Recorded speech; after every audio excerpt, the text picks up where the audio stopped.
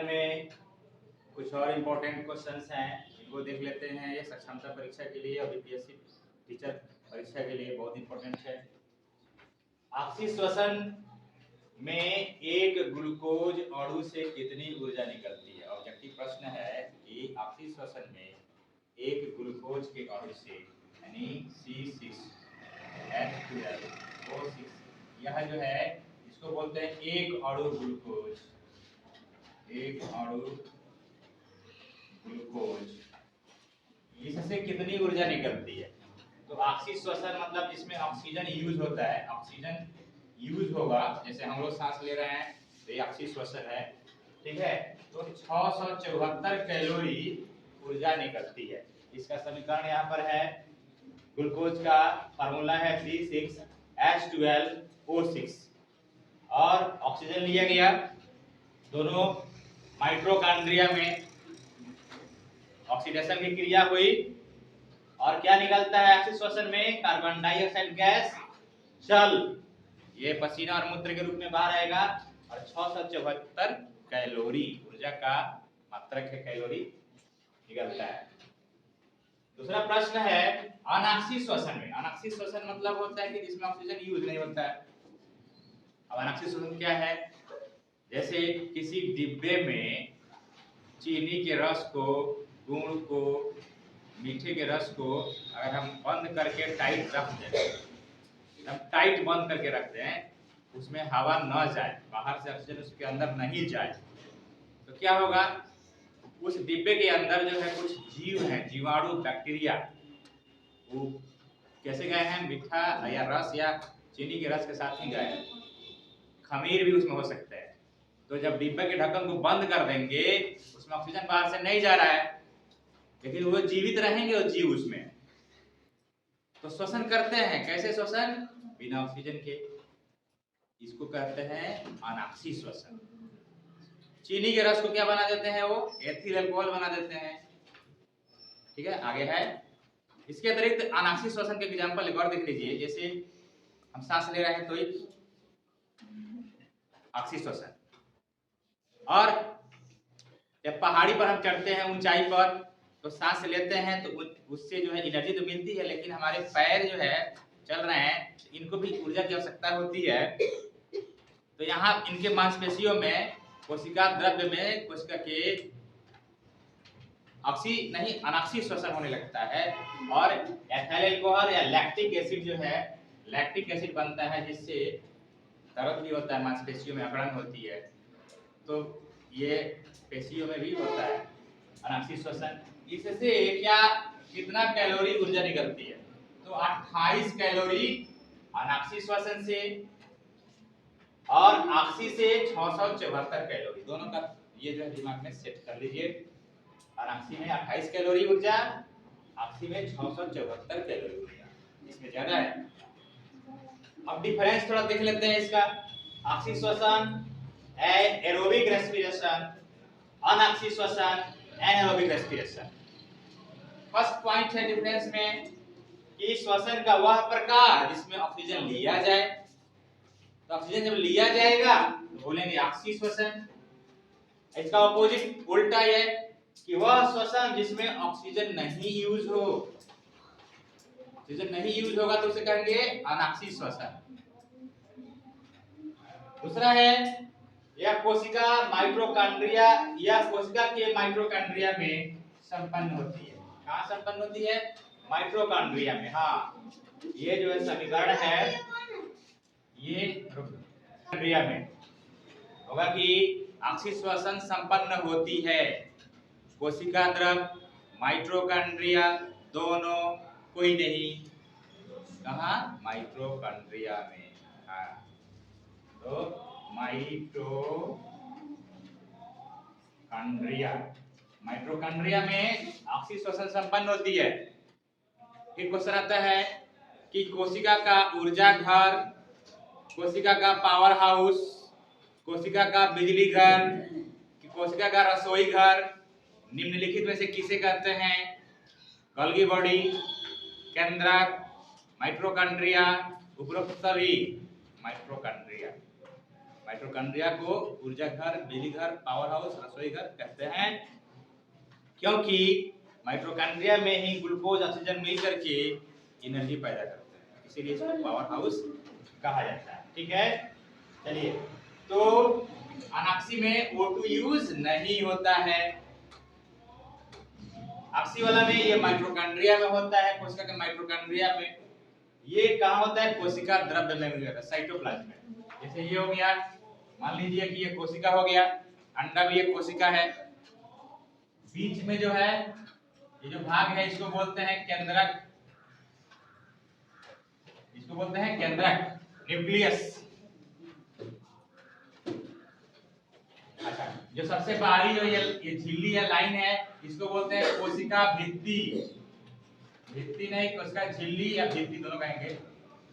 कोशिका झिल्ली या कोशिका भित्ति चारों से घेर रखती है। बीच में जो मटेरियल है ये, इसी को बोलते हैं कोशिका द्रव्य। ये जो है कोशिका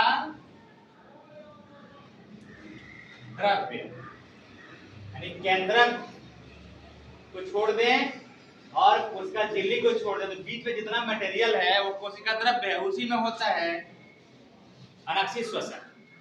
ठीक है, इसमें क्या होता है? तो CO2, ऑक्सी में CO2 बनेगा, जल बनेगा और 674 कैलोरी ऊर्जा निकलती है। तो ये है, देखिए इसमें क्या बन रहा है? CO2 बन रहा है, जल H2O बन रहा है और 674 कैलोरी ऊर्जा निकल रही है। अनाक्सी में क्या होता है? तो अनाक्सी में CO2 बनेगा, एथिल अल्कोहल बनेगा। अगर सिरका है, सिरका जैसे डब्बे में चीनी रखती है घोल के, तो मीठा जो चीज डब्बा में रखेंगे, बैक्टीरिया जीवाणु उसको खट्टा बना देगा, एसिटिक एसिड, अल्कोहल शराब बना देगा। जी हाँ, तो ऑक्सीजन नहीं मिलेगा, मीठा चीज खट्टा बन जाता है, तो क्रिया कराती है किण्वन, फर्मेंटेशन। क्लियर? तो यह जो है लैक्टिक एसिड बन जाएगा, जैसे मांसपेशी में ये लैक्टिक एसिड बनेगा, और डब्बे में कहीं रख देंगे और वो वहां अनाक्सी होता है तो वहां बनेगा एथिल अल्कोहल, शराब बन जाएगा। वो CO2 निकलेगी इसमें भी और 28 कैलोरी ऊर्जा निकलती है इसमें अनाक्सी में। तो दोनों में डिफरेंस समझ में आई बात। मुख्य जो है डिफरेंस ये 3 हो गया। ठीक है, इसी जगह एक और चौथा लिख सकते हैं, इसका समीकरण जगह नहीं था तो हमने यहाँ दे दिया है। 4 नंबर में इसका इक्वेशन दे देंगे, यहाँ पर इसका दे देंगे इक्वेशन, यहाँ पर दे देंगे। ठीक है, तो ऑक्सी श्वसन का समीकरण। फिर प्रश्न आएगा कि C6H12O6 plus 6O2 arrow 6CO2 plus 6H2O plus 674 calorie ऊर्जा। यह समीकरण निम्नलिखित में से है A B C D। अनाक्सी श्वसन, ऑक्सी श्वसन, दोनों, कोई नहीं, ऑक्सी श्वसन। ये रहेगा समीकरण ऐसे लिया है, C6H12O6 अल्कोहल, CO2 28 कैलोरी। ये जब दिखाई दे, अब पूछे कि यह समीकरण निम्नलिखित में से है A B C D, जहां भी देखिए आप अनाक्सी, उसको मारिए टिक। ठीक है, समीकरण क्लियर। आगे है कि अनाक्सी श्वसन को डैश नाम से भी जाना जाता है। इसका आंसर है किण्वन, फर्मेंटेशन। देखिए, मान लीजिए कि हमारे घर में पहले जो है सिरके तैयार किए जाते थे अचार में रखने के लिए, अचार में जो डालने के लिए सिरका बनाया जाता है, ठीक ना, एसिटिक एसिड। 6 से 10% जो होता है एसिटिक एसिड जब होता है, जिसको बोलते हैं सिरका, सिरका बोलते हैं। खाते हो तुम लोग भाई?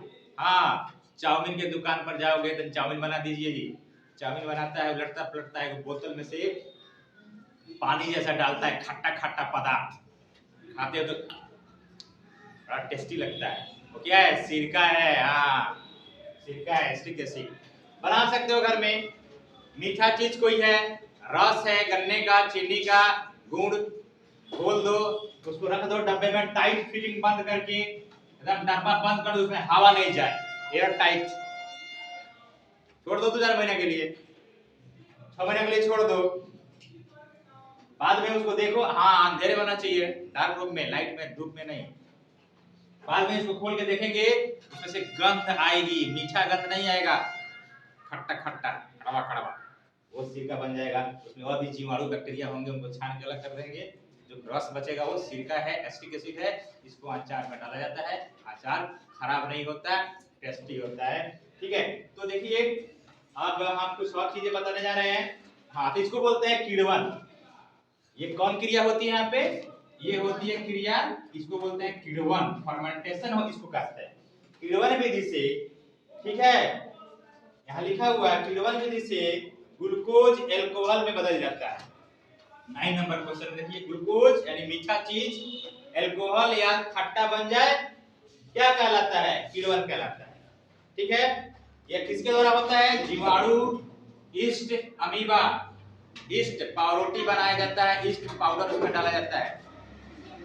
पनीर में भी आएगा प्रश्न कि पनीर बनाने में निम्न में से कौन सा सूक्ष्मजीव उपयोगी है? सांप, गोंजर, खमीर, सभी। खमीर छोटे छोटे जीव दिखाई नहीं देते, ये जो है खमीर सूक्ष्मजीव है। ठीक है, क्वेश्चन अब 7 नंबर में, ईस्ट खमीर में होता है क्या? अनाक्षी श्वसन। अभी बताए ईस्ट का उपयोग किस में होता है, क्या क्या उपयोग है ईस्ट का? तो देखिए, पावरोटी बनाने में, शराब बनाने में, फैक्ट्री में, पनीर बनाने में। आटा गूंथ करके उसमें ईस्ट का पाउडर होता है, उसमें मिला के आटे में गूंथ के और उसको रख देंगे। 2, 4, 5, 6 घंटे के बाद आटा फूल जाता है। कटोरा में रख दीजिए, पूरा बराबर कटोरा में आटा गूंथ के, 4, 5 घंटे के बाद देखो फूल के ऊपर हो गया है। उसमें खमीर जो थे, सांस लिए, CO2 छोड़े, ठीक ना, अनाक्षी श्वसन, उसमें ऑक्सीजन तो गया नहीं आटे के अंदर, लेकिन उन्होंने सांस लिया, सांस लिए तो क्या बनाए? CO2 बनाए। और CO2 गैस अंदर आटे में से बाहर निकलने की कोशिश करेगा, तो आटे को बाहर दूर तान देगा, फुला देगा आटे को ऐसे, और उसके अंदर छेद छेद बन जाएगा, जहां गैस होगा वहां से आटा हट जाएगा, गैस वहां पर होगा। और उस आटे को जब लेके लोइया बना के पावरोटी बनाएंगे, खस्ता ठेकुआ बनाएंगे, तो उस अंदर जो है जगह जगह में से हवा निकल जाएगी, अंदर तेल घुस जाएगा और खूब बढ़िया तल जाएगा। खाएंगे तो कुरकुरा कुरकुरा लगता है। ठीक है ना, ईस्ट वाला जो चीज होता है। अब बिना ईस्ट का बनाएंगे ठेकुआ, तो उसमें ईस्ट जो है डाले नहीं थे, उसमें CO2 पैदा नहीं हुआ, वो फूला नहीं, उसको खाएंगे तो दांत टूट जाएगा। ईस्ट वाला खाएंगे तो फुल्लुक फुल्लुक रहेगा। देखो ना पावरोटी कितना फुल्लुक रहता है, अंदर कितना छेद छेद है, वो सब ईस्ट ने उसमें CO2 पैदा किया था, गैस था उसमें। ठीक है, तो देखिए इधर क्वेश्चन था, कुछ और क्वेश्चन है। O2 को सभी कोशिकाओं तक कौन ले जाता है? हमने सांस लिया, ठीक है, फुफ्फुस में गया, लंग्स में, और वहां से O2 कैसे जाएगा? रिक्शा पकड़ के, टेम्पू से नहीं, उसको हीमोग्लोबिन ले जाएगा। हीमोग्लोबिन अपने साथ मिला करके ऑक्सी हीमोग्लोबिन बन जाता है। इसको क्या बोलते हैं? दोनों मिल जाएगा तो HbO2। याद रखिएगा, ऑक्सी हीमोग्लोबिन, HbO2। अब ये ब्लड में मिल गया, जा रहा है, सभी कोशिकाओं तक पहुंचेगा, वहां जाके O2 एब्जॉर्ब हो जाएगा, ग्लूकोज के साथ क्रिया करेगा, CO2 बनेगा, CO2 बनेगा तो फिर उधर से HbCO2 को लेकर के कार्बोक्सिल हीमोग्लोबिन के रूप में आएगा फुफ्फुस में, फुफ्फुस से निश्वसन से बाहर हो जाता है। तो O2 को हीमोग्लोबिन ले जाता है, CO2 को भी हीमोग्लोबिन उधर से लेके आएगा। O2 को लेना कहलाता है अंतःश्वसन, इनहेलेशन। CO2 को छोड़ना कहलाता है निश्वसन, एक्सहेलेशन। ठीक है, बहुत सारे प्रश्न और भी हैं, स्क्रीनशॉट पे इसके लीजिएगा, नोट्स बनाइएगा, और हमें उम्मीद है सारे पॉइंट्स आपको अच्छे लगे होंगे और ये हेल्पफुल होंगे आपके लिए। बहुत बहुत धन्यवाद, थैंक यू।